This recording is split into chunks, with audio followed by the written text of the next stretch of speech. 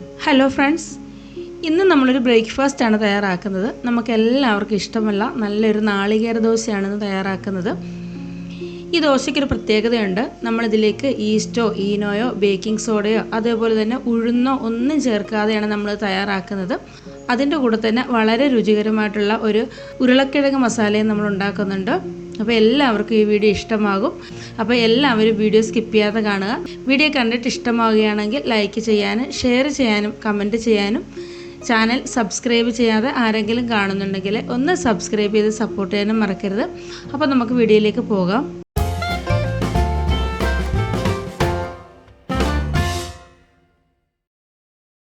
അപ്പോൾ അതിനുവേണ്ടി നമുക്ക് ആദ്യം തന്നെ കുറച്ച് പച്ചരി ഒന്ന് കുതിർത്തെടുക്കണം. ഞാൻ 1.5 ഗ്ലാസ് പച്ചരിയും അതിൻ്റെ കൂടെ തന്നെ 1/2 ടീസ്പൂൺ ഉലുവയും കൂടെ ചേർത്ത് കുതിർത്തെടുത്തിട്ടുള്ളതാണ്. 3-4 പ്രാവശ്യം നന്നായിട്ട് കഴുകിയ ശേഷം ഒരു 4 മണിക്കൂർ ഒന്ന് കുതിർത്തെടുത്തിട്ടുള്ളതാണ്. ഇനി നമുക്ക് വേണ്ടത് തേങ്ങ ചിരകിയതാണ്. ഞാൻ 1 കപ്പ് തേങ്ങ ചിരകിയതെടുത്തിട്ടുണ്ട്. അതിൻ്റെ കൂടെ തന്നെ 2 ടേബിൾ സ്പൂൺ ചോറും കൂടി എടുത്തിട്ടുണ്ട്. നമ്മുടെ ഈ ദോശയ്ക്ക് നല്ലൊരു സോഫ്റ്റ്നെസ് കിട്ടാൻ വേണ്ടിയാണ് നമ്മൾ ഈ ചോറ് ചേർക്കുന്നത്. ഇനി ഏത് അരിയുടെ ചോറാണെങ്കിലും ചേർത്ത് കൊടുക്കുക. ചുമന്ന അരിയുടെ ആയാലും വെളുത്ത അരിയുടെ ആയാലും. പക്ഷേ വെളുത്ത അരിയുടെ ചോറ് ചേർത്ത് കൊടുക്കുകയാണെങ്കിൽ നല്ലൊരു കളറ് കിട്ടും. ആ കളറിനകത്ത് വ്യത്യാസമൊന്നും ഉണ്ടാവില്ല. അപ്പോൾ നമുക്കിനി ഇത് അരച്ചെടുക്കാം. നമ്മൾ എടുത്ത് വെച്ചേക്കുന്ന അരി ഞാൻ ഒരു മിക്സിയുടെ ജാറിലേക്ക് ഇട്ട് കൊടുക്കുകയാണ്. കുറച്ച് അരിയും ഇട്ട് കൊടുത്ത് അതിൻ്റെ കൂടെ തന്നെ നമ്മൾ എടുത്തു വെച്ചിരിക്കുന്ന തേങ്ങയും കൂടി ചേർത്ത് കൊടുക്കുന്നുണ്ട്. നമ്മൾ ഈ തേങ്ങ ചിരകി എടുക്കുമ്പോഴേ ആ തേങ്ങയുടെ ആ കറുത്ത ഭാഗമൊന്നും വരാതെ നമ്മൾ നോക്കണം. എങ്കിലേ അപ്പത്തിന് നല്ലൊരു കളറ് കിട്ടത്തുള്ളൂ. അതുപോലെ തന്നെ നമ്മൾ എത്രത്തോളം തേങ്ങ ഇതിലേക്ക് ചേർത്ത് കൊടുക്കുന്നോ അത്രത്തോളം നല്ലതാണ്. ഇത് അരി എടുക്കുന്ന അതേ അളവിൽ തന്നെ നമുക്ക് തേങ്ങ ചേർത്ത് കൊടുക്കാവുന്നതാണ്. അപ്പോൾ അതാണ് നമ്മളെടുത്ത ചോറും കൂടി ഞാൻ ഇട്ട് കൊടുത്തിട്ടുണ്ട്. ഇനി ഇതെല്ലാം കൂടി കുറേശ്ശെ വെള്ളം ഒഴിച്ചിട്ട് നല്ല രീതിയിലൊന്ന് അരച്ചെടുക്കാം. ദോശമാവിനേക്കാട്ടിൽ കുറച്ച് ലൂസായിട്ട് വേണം നമ്മളിത് അരച്ചെടുക്കാനായിട്ട്. അപ്പോൾ അതാണ് ഫസ്റ്റ് ബാച്ച് നമ്മളിത് അരച്ചെടുത്തിട്ടുണ്ട്.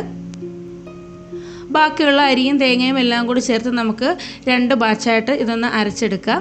അപ്പോൾ അതാണ്ട് നമ്മുടെ അരിയും തേങ്ങയും എല്ലാം നന്നായിട്ട് ഒന്ന് അരച്ചെടുത്തിട്ടുണ്ട്.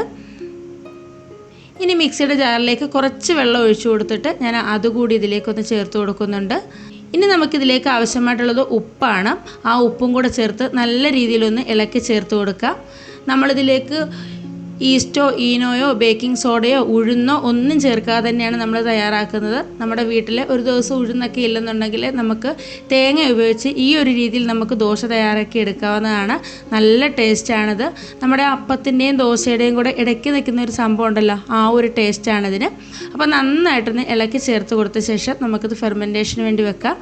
നമുക്കിത് പിറ്റേ ദിവസം രാവിലെ എടുക്കാനുള്ളതാണ്. അപ്പോൾ ഇതൊന്ന് അടച്ചു വെച്ച് കൊടുക്കാം. ഇനി മഴയോ ചെറിയ തണുപ്പൊക്കെ ഉള്ള സമയങ്ങളിലാണെങ്കിൽ നമ്മൾ ഫെർമെൻറ്റേഷന് വേണ്ടി വെക്കുമ്പോൾ ഒരു പാത്രത്തിൽ കുറച്ച് ചെറിയ ചൂടുവെള്ളം എടുക്കുക. എന്നിട്ട് അത് അടച്ചു വെച്ചിട്ട് അതിൻ്റെ മുകളിലേക്ക് നമ്മുടെ ഈ മാവ് വെച്ച് കൊടുത്തിട്ട് അടയ്ക്കുക. എന്നിട്ട് അതിൻ്റെ മുകളിലും അതേപോലെ തന്നെ ചെറിയ ചൂടുവെള്ളമുള്ള പാത്രം എടുത്ത് വെക്കുക. അങ്ങനെ വെച്ച് കൊടുക്കുകയെങ്കിൽ നമ്മുടെ മാവ് നന്നായിട്ട് ഫെർമെൻ്റായി കിട്ടും. അപ്പോൾ രാവിലെ ആയപ്പോഴേക്കും നമ്മുടെ മാവൊക്കെ ഇവിടെ റെഡിയായിട്ട് വന്നിട്ടുണ്ട്. അപ്പോൾ നമുക്ക് ദോശയുടെ കൂടെ കഴിക്കാനായിട്ട് നമുക്കൊരു കറി ഉണ്ടാക്കാം. നല്ലൊരു വെജിറ്റബിൾ കുറുമയാണ് നമ്മൾ തയ്യാറാക്കുന്നത്. അപ്പോൾ അത് തയ്യാറാക്കുന്നതിന് വേണ്ടി ഞാനൊരു കുക്കർ അടുപ്പത്ത് വെച്ച് കൊടുത്തിട്ടുണ്ട്. അതേപോലെ തന്നെ 2 മീഡിയം സൈസിലുള്ള ഉരുളക്കിഴങ്ങും 1 ക്യാരറ്റും കൂടി കട്ട് ചെയ്തത് എടുത്തിട്ടുണ്ട്. അത് നമ്മൾ കുക്കറിലേക്ക് ഇട്ട് കൊടുക്കുകയാണ്. ഇതിലേക്ക് നമുക്ക് ആവശ്യത്തിനുള്ള ഉപ്പും കൂടി ചേർത്ത് കൊടുക്കാം. ഇനി വേണ്ടത് 2 ഗ്രാമ്പുവും 1 ചെറിയ കഷ്ണം കറുകപ്പട്ടയും ഉണ്ട്, അതും കൂടി ചേർത്ത് കൊടുക്കുന്നുണ്ട്. ഇനി ഇത് വേവാൻ ആവശ്യമായിട്ടുള്ള വെള്ളം ഒഴിച്ചു കൊടുക്കുക. നമ്മുടെ കഷ്ണത്തിന് മുകളിൽ നിൽക്കുന്ന രീതിയിൽ വെള്ളം ഒഴിച്ചു കൊടുത്താൽ മതി. കുറച്ച് മഞ്ഞൾപ്പൊടിയും കൂടി ഞാൻ ഇട്ട് കൊടുത്തിട്ടുണ്ട്. എന്നിട്ട് ഇതെല്ലാം കൂടി നന്നായിട്ടൊന്ന് ഇളക്കി ചേർത്ത് കൊടുക്കാം. എന്നിട്ട് അടച്ചു വെച്ചിട്ട് 2 വിസിൽ വരുന്നത് വരെ ഒന്ന് കുക്ക് ചെയ്യാം. 2 വിസിലാവുമ്പോഴേക്കും നമ്മുടെ ഉരുളക്കിഴങ്ങൊക്കെ നന്നായിട്ട് വെന്ത് കിട്ടും. ഇനി ഞാനൊരു ചീനച്ചട്ടി അടുപ്പത്ത് വെച്ച് കൊടുത്തിട്ട് അതിലേക്ക് 1 ടേബിൾ സ്പൂണോളം വെളിച്ചെണ്ണ ചേർത്ത് കൊടുക്കുന്നുണ്ട്. അതിലേക്ക് ചെറുതായിട്ട് അരിഞ്ഞു വെച്ചിരിക്കുന്ന ഇഞ്ചിയാണ് ചേർക്കുന്നത്. ഇഞ്ചി നന്നായിട്ടൊന്ന് മൂത്ത് വരുമ്പം അതിലേക്ക് നമ്മൾ എടുത്തു വെച്ചിരിക്കുന്ന പച്ചമുളകും കൂടി ചേർത്ത് കൊടുക്കുക. ഇതാ കണ്ടില്ലേ, ഇഞ്ചിയും പച്ചമുളകും ഒക്കെ നല്ല രീതിയിലായിട്ട് വന്നിട്ടുണ്ട്. ഇനി ഇതിലേക്ക് ഞാനൊരു മീഡിയം സൈസിലുള്ള സവാള നീളത്തിലരിഞ്ഞതാണ് ചേർത്ത് കൊടുക്കുന്നത്. ഇനി ഈ സവാള ഒന്ന് വഴറ്റിയെടുക്കണം. അപ്പോൾ സവാള വഴണ്ട് വരുന്നതിന് വേണ്ടി ഇതിലേക്ക് ഞാൻ കുറച്ച് ഉപ്പ് ചേർത്ത് കൊടുക്കുന്നുണ്ട്. തുറന്ന് വെച്ച് കൊടുത്തുകൊണ്ട് തന്നെ മീഡിയം ഫ്ലെയിമിൽ ലോ ഫ്ലെയിമിലും ഒക്കെ മാറി മാറി വെച്ച് കൊടുത്തുകൊണ്ട് സവാള താണ്ട് ഈ ഒരു രീതിയിലൊന്ന് വഴറ്റിയെടുത്തിട്ടുണ്ട്. ഇനി ഇതിലേക്ക് ഒരു തക്കാളി കട്ട് ചെയ്ത് ചേർത്ത് കൊടുക്കുന്നുണ്ട്. കൂടെ തന്നെ കുറച്ച് കറിവേപ്പിലയും കൂടി ചേർക്കുന്നുണ്ട്. എന്നിട്ട് ഇനി ഈ തക്കാളിയൊക്കെ ഒന്ന് വഴണ്ട് വരുന്നതിനായിട്ട് ഒന്ന് ഇളക്കി ചേർത്ത് കൊടുത്തിട്ട് 1-2 മിനിറ്റ് ഒന്ന് അടച്ചു വെച്ചൊന്ന് കുക്ക് ചെയ്യാം. ഇപ്പോൾ ഞാനിതും തുറന്നിട്ടുണ്ട്. നമ്മുടെ തക്കാളിയൊക്കെ ഒന്ന് അത്യാവശ്യം നല്ലതുപോലെ ഒന്ന് വഴണ്ട് വന്നിട്ടുണ്ട്. ഒരുപാടങ്ങ് വഴണ്ട് വരേണ്ട ആവശ്യമില്ല കേട്ടോ. ഒന്നുകൂടി ഒന്ന് ഇളക്കി ചേർത്ത് കൊടുക്കാം.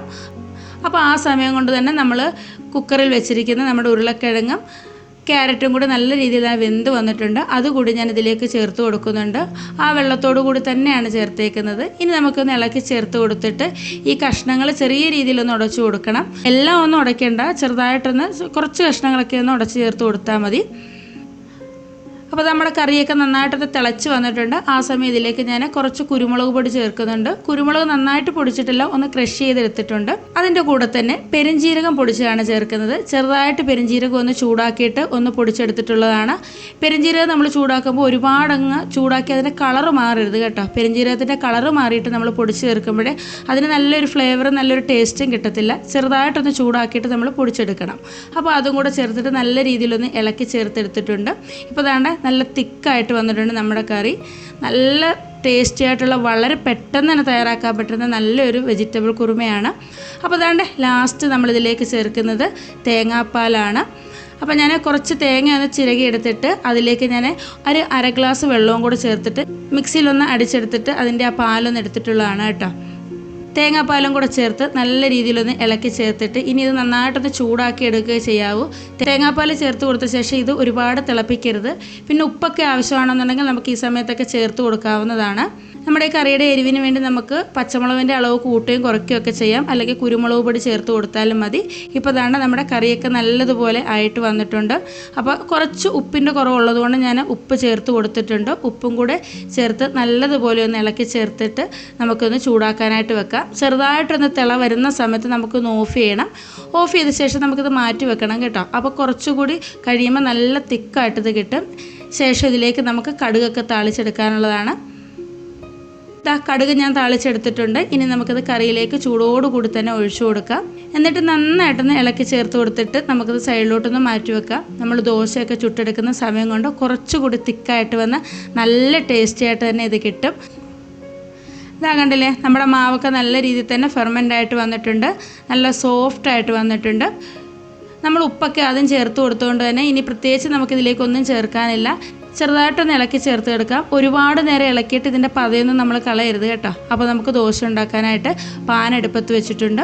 പാൻ നന്നായിട്ടൊന്ന് ചൂടായിട്ട് വന്നപ്പോഴേ അതിലേക്ക് ഞാൻ ഒരു തവി മാവ് ഒഴിച്ചു കൊടുത്തിട്ട് ചെറുതായിട്ടൊന്ന് നിരത്തി കൊടുക്കുന്നുണ്ട്. എന്നിട്ട് നമ്മൾ ഫ്ലെയിം കുറച്ചൊന്ന് കൂട്ടിയിടുക. അപ്പോൾ അതാണ്ട് പെട്ടെന്ന് തന്നെ ഇതേ രീതിയിൽ ബബിൾസൊക്കെ വരും. ലോ ഫ്ലെയിമിൽ ഇട്ട് കൊടുത്തു കഴിഞ്ഞാൽ ഇതേപോലെ ബബിൾസൊക്കെ വരാൻ കുറച്ച് താമസം എടുക്കും കേട്ടോ. ഒരു മീഡിയം ഫ്ലെയിമിലോട്ട് മാറ്റിക്കഴിഞ്ഞാൽ പെട്ടെന്ന് തന്നെ ഇതേ രീതിയിൽ ബബിൾസ് വരും. നല്ല രീതിയിൽ ഇതുപോലെ കുമിളകൾ വന്ന ശേഷം നമ്മൾ ഫ്ലെയിം കുറച്ച് വെക്കുക. എന്നിട്ട് നമുക്കൊന്ന് കുക്ക് ചെയ്തെടുക്കാം. ഇനി ഇത് വേണമെന്നുണ്ടെങ്കിൽ അടച്ചു വെച്ച് കൊടുക്കാം, അല്ലെങ്കിൽ ഇതുപോലത്തെ തുറന്ന് തന്നെ വെച്ച് കൊടുത്ത് നമ്മൾ സാധാരണ ദോശ ഉണ്ടാക്കുന്ന പോലെ തന്നെ നമുക്കിത് കുക്ക് ചെയ്തെടുക്കാവുന്നതാണ്. ഈസ്റ്റും ഈനോയും ബേക്കിംഗ് സോഡയും ഒന്നും ഇല്ലാതെ തന്നെ നമുക്ക് ഇതേ രീതിയിൽ ബബിൾസൊക്കെ ആയിട്ട് നല്ല രീതിയിൽ ദോശ തയ്യാറാക്കി എടുക്കാവുന്നതാണ്. ഇപ്പോൾ ദാണ്ട് ഇതൊന്ന് വെന്ത് വന്നിട്ടുണ്ട്. ഇതിൻ്റെ അടിവശമൊക്കെ ഉണ്ടല്ലേ, നല്ല അടിപൊളി സൂപ്പറായിട്ട് കിട്ടിയിട്ടുണ്ട്. അപ്പോൾ ഇതേപോലെ തന്നെ നമുക്ക് അടുത്ത ദോശയും കൂടി ഒന്ന് ഉണ്ടാക്കിയെടുക്കാം. അടുത്തത് ഞാൻ നമ്മുടെ തവയിലേക്ക് ഒഴിച്ചു കൊടുത്തിട്ടുണ്ട്. ഇതാ കണ്ടില്ലേ, ബബിൾസൊക്കെ വരുന്നത് കാണാൻ തന്നെ നല്ല ഭംഗിയാണ്, പെട്ടെന്ന് തന്നെ വരുന്നുണ്ട്. ഇത് നമ്മളൊന്ന് അടച്ചു വെച്ചാണ് കുക്ക് ചെയ്യുന്നത്. അടച്ചു വെച്ച് കുക്ക് ചെയ്തപ്പോൾ ദാണ്ട് കുറച്ചുകൂടി അത് പെട്ടെന്നാവും അടച്ചു വെച്ച് നമ്മൾ കുക്ക് ചെയ്താൽ.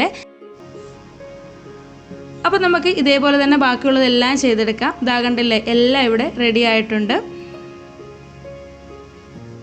ഉഴുന്നൊന്നും ചേർക്കാതെ തയ്യാറാക്കുന്ന നമ്മുടെ നാളികേര ദോശയാണ് ഇത്. അപ്പോൾ എല്ലാവരും ഇതേപോലെ ഒന്ന് ഒരു പ്രാവശ്യമെങ്കിലും ചെയ്ത് നോക്കുക. ചെയ്ത് നോക്കിയിട്ട് നിങ്ങളുടെ അഭിപ്രായങ്ങൾ അറിയിക്കുക. നിങ്ങൾക്ക് എല്ലാവർക്കും ഇഷ്ടമാകും. ഇനി നമ്മുടെ വീട്ടിലൊരു ദിവസമൊക്കെ ഉഴുന്നില്ലെന്നുണ്ടെങ്കിൽ തേങ്ങ ഉപയോഗിച്ച് നമുക്ക് ഇതേപോലെ തയ്യാറാക്കി എടുക്കാവുന്നതാണ്. നല്ല സോഫ്റ്റായിട്ടുള്ള ദോശയാണ്. അപ്പോൾ എല്ലാവർക്കും ഇന്നത്തെ വീഡിയോ ഇഷ്ടമായെന്ന് വിചാരിക്കുന്നു. വീഡിയോ ഇഷ്ടമായിട്ടുണ്ടെങ്കിൽ ലൈക്ക് ചെയ്യാനും ഷെയർ ചെയ്യാനും കമൻറ്റ് ചെയ്യാനും ചാനൽ സബ്സ്ക്രൈബ് ചെയ്യാതെ ആരെങ്കിലും കാണുന്നുണ്ടെങ്കിൽ ഒന്ന് സബ്സ്ക്രൈബ് ചെയ്ത് സപ്പോർട്ട് ചെയ്യാനും മറക്കരുത്. അപ്പോൾ നമുക്ക് അടുത്തൊരു വീഡിയോയുമായിട്ട് വളരെ പെട്ടെന്ന് തന്നെ കാണാം. അതുവരേക്കും ബൈ. Thank you.